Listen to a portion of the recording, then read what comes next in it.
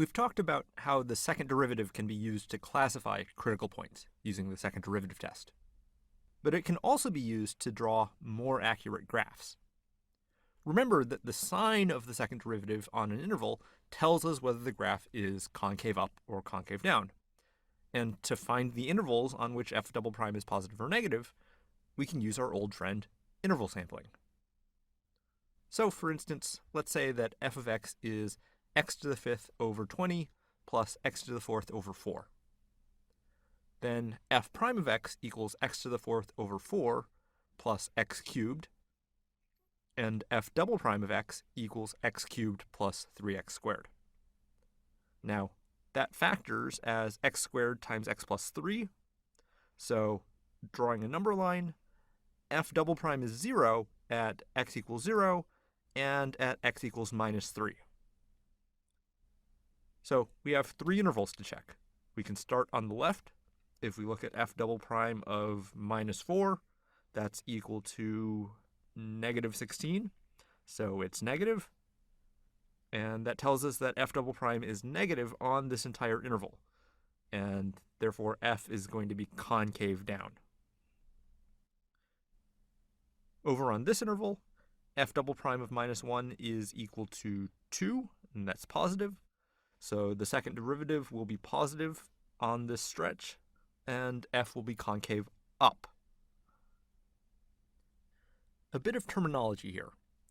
A point where the second derivative switches sign is called an inflection point. So here at x equals minus 3, f double prime changes from negative to positive. F changes from being concave down to concave up. That's an inflection point. Inflection points are very important in how humans visually perceive curves and surfaces. So if you want to have good-looking graphs, these are a good thing to pay attention to. What about here at x equals 0? Is that an inflection point? Well, f double prime is equal to 0 at x equals 0, but if we test something over here, let's say f double prime of 1, f double prime of 1 equals 4, and that's positive. So on this interval, f double prime is positive and f is concave up.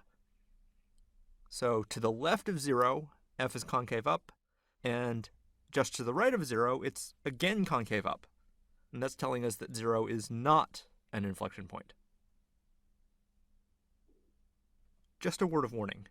You might hear non-mathematicians using the term inflection point in various ways. For instance, they might say, company sales hit an inflection point in June. Now, if they mean that sales were accelerating, concave up, and then in June they started to decelerate, concave down, then that's a proper use of the term inflection point. But a lot of times people just use it to mean something has changed in some fashion that's kind of vague. For instance, I've seen the sentence, the fall of the Berlin Wall was a political inflection point. And that's just not very mathematical. But for us, we've got a very specific meaning. An inflection point is where specifically the second derivative of the function changes sign. We have a short question for you, and then when we come back, we'll see how we can put all of this information together and get a really good graph for our function. So stay tuned.